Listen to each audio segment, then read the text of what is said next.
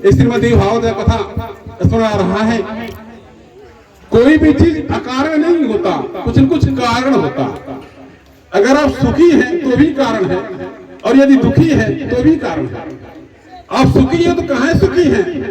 हो सकता कि आपके बाप दादा अच्छा कर्म किए हो, या कुछ दान पुण्य किए हो, धर्म से लगे हो, किसी का कुछ बिगाड़े ना हो सकता है आपके बाप दादा की कृपा है, आज इस दिन खुशहाल है। हो सकता है कि आपके देवी देवता, आपके कुटुंब परिवार की देवी देवता की कृपा है, आपका बारी फुलवारी बना है। हो सकता है भगवान की कृपा है जिसके माध्यम चल रहा है, नहीं तो जगदम्बा की कृपा है। जैसे पचमढ़वा दरबार में माता जी की कृपा है, जगदम्बा की कृपा है। हमेशा भोज भंडारा होता है, भगत आते हैं, यानी दरबार में कोई भगत आता है, यानी चूल्हा नहीं जलाना पड़ता, भंडारा दरबार में एक बार बन जाता है, सब भगत ग्रहण कर लेते, बच जाता है। ऐसा माता जी की कृपा, माता अन्नपूर्णा की कृपा।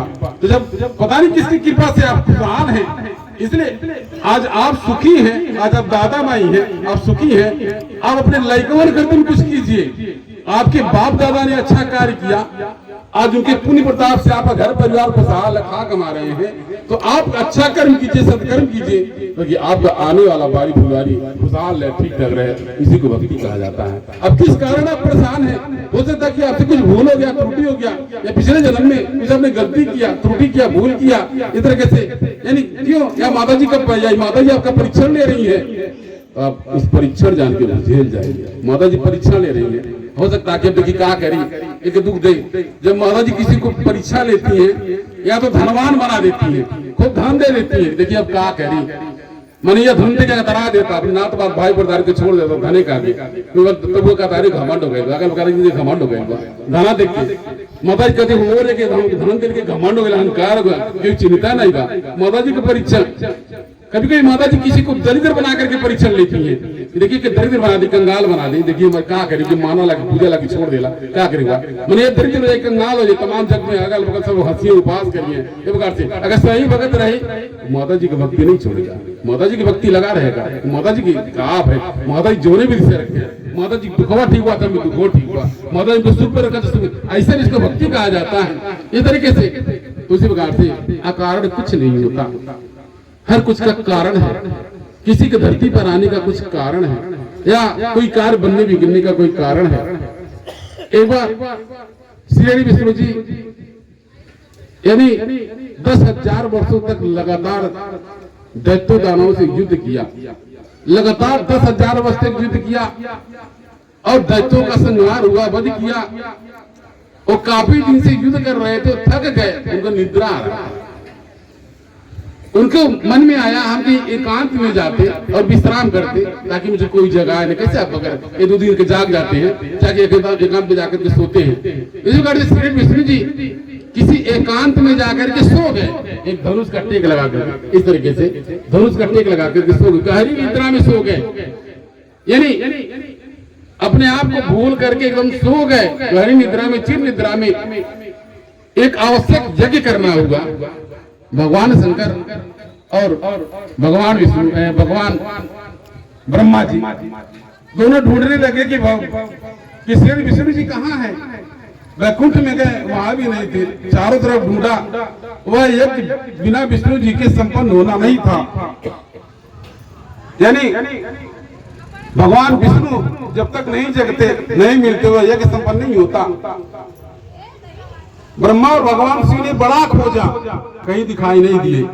तो जब ध्यान से देखा कि वे गहरी निद्रा में सो रहे हैं, ब्रह्मा और भगवान शिव के पास गए और जगाने का प्रयत्न किए।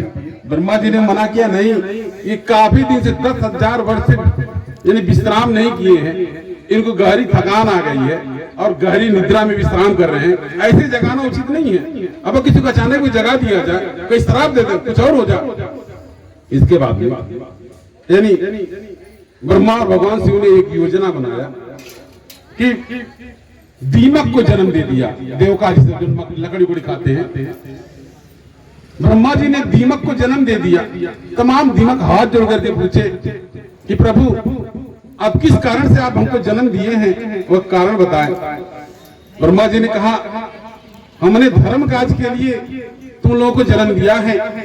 ये भगवान यानी विष्णु जी चिर निद्रा में सोए हैं, तुम दीमक हो, और तुम्हारा काम है लकड़ी खाना। ये तुमको हार में लकड़ी दिया गया है, तुम लकड़ी खाओगे। ये धनुष कट्टे कर इस तरीके से लगाए हैं और तुम सब दीमक जाके के नीचे से खा जाओ। कैसे कहता कोई लकड़ी को नहीं होता, धीरे धीरे का खा जाते, पता नहीं चलता है। उसी प्रकार से ब्रह्मा जी ने कहा तुम तमाम दीमक लोग मिल करके उस धनुष के नीचे से खा जाओ, और जब धनुष नीचे से खत्म होगा इस तरीके से, जब उनका सर होगा, धनुष हटेगा, खिसकेगा, अपने आप जग जाएंगे। इसके बाद दीमक लोग बड़ा चतुर निकले। दीमकों ने कहा प्रभु एक तो आपने हमको एकदम सूक्ष्म बना दिया और खाने में हमको लकड़ी दे दिया, वैसे छोटे से हैं। अगर हम उनको जगाएं इस तरीके से और ये भी अचानक में उठे हमको श्राप दे दे, ये तो पहले ही सब झील गए, अब पहले से हम लकड़ी रोना खाते हैं, तो फिर क्या होगा? हम ये कार्य नहीं करेंगे। यानी दीमकाओं सब देवकों ने कहा हम ये काम नहीं करेंगे, धर्म का कार्य है। बड़ा समझाया ब्रह्मा जी ने, बड़ा नीति नियम समझाया, लेकिन वो समझ नहीं पाए।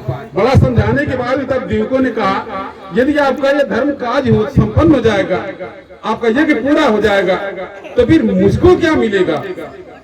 तब जाकर के ब्रह्मा जी ने यानी यज्ञ में भाग दिया। यज्ञ में यानी हवन कुंड में आहुति देते समय जो अभी बाहर रह जाएगा वो तुम्हारा हिस्सा रहेगा, इसलिए वो उसको यज्ञ में भाग दिया।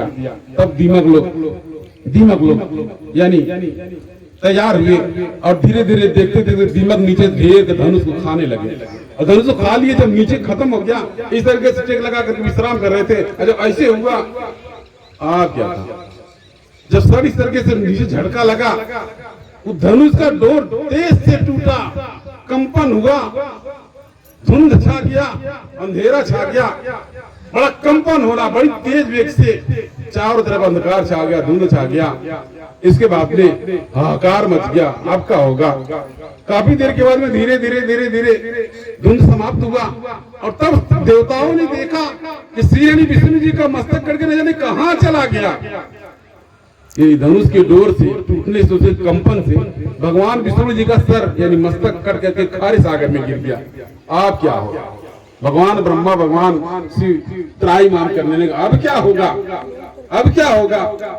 तमाम देवतागण मिलकर के आपस में विलाप करने लगे, त्राईमाम करने लगे कि धर्मयमनी हमने इनको जगाना था, इस बीच से जगाया कि इनका मस्तक नहीं है, इसके ऊपर आज नहीं तो कल कभी जग जाते। हमने ऐसा उपाय बनाया, इनका मस्तक कहाँ कटेगा? ब्रह्मा जी अपने आप विलाप करने लगे। विष्णु भगवान शिव तमाम देवी देवता लोग भगवान विष्णु का मस्तक कटकर कहाँ चला गया? इतने में नारद जी नारायण करते हुए जा रहे थे। नारायण करते जाते कि देवतागण इतना क्षुब्ध क्यों है, इतना दुखी परेशान क्यों है, त्राईमाम क्यों कर रहे हैं? कहा जाता जब देवता का कोई काम बिगड़ता है तो नारद जी उसको बचाते हैं। तो नारद जी आए और नारद जी ने कारण पूछा कि ये बताया कि आप लोग दुखी क्यों हैं, विलाप क्यों कर रहे हैं, त्राईमाम क्यों कर रहे हैं? सब देवताओं ने कहा कि भगवान विष्णु का मस्तक कट करके न जाने कहां चला गया। हमने इनको जगाने का प्रयत्न किया, ये उल्टा हो गया, विपरीत हो गया। अब हम सोच रहे हैं, विचार करने की इनका मस्तक किस प्रकार से आए, कैसे इनको जीवित किया जाए, इसलिए हम परेशान हैं। नारद जी ने कहा कि ऐसे में अब कोई सहायक नहीं, कोई सहारा नहीं, माता जी क्या कीजिए। ऐसे में आज शक्ति जगदम्बा ही कोई कारण बता सकती है, उसका निवारण कर सकती है। समस्त देवता का त्राईमाम करते हुए माता जी की आराधना करने लगे। ब्रह्मा जी ने चारों वेदों का आदेश दिया, जाओ शरीर धारण करो, मंत्रोच्चारण जपो, ताकि जगदम्बा प्रसन्न हो जाए, और इसका कोई उपाय बताएं। इसीलिए भगवान विष्णु जी का मस्तक कट के गिर दिया, क्या करें, कोई उपाय बताएं। आप क्या था? अब समस्त देवतागण माता जी की आराधना करने लगे, जयकारा लगाने लगे। अब माता जी देवताओं की विनती पुकार को सुनकर के कैसे आती हैं, किस प्रकार से डोला से चल करके आ रही है माता आप लोगों के बीच में दर्शन देने के लिए। अब बड़े श्रद्धा से बड़े भाव भक्ति पूर्वक आराधना करेंगे, आपका कल्याण होगा और आपका ज्ञान कृपा होगा।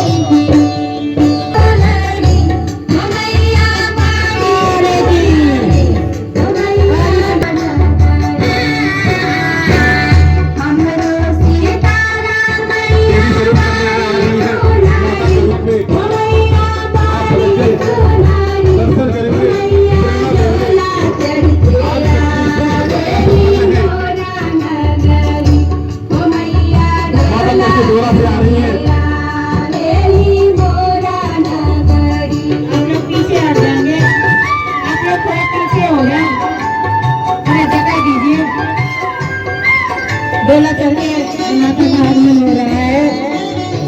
के माध्यम से आप देख रहे हैं माता जी का आगमन डोला चढ़कर आगे एक कन्या रूप में माता का आगमन हुआ है। जय माता दी।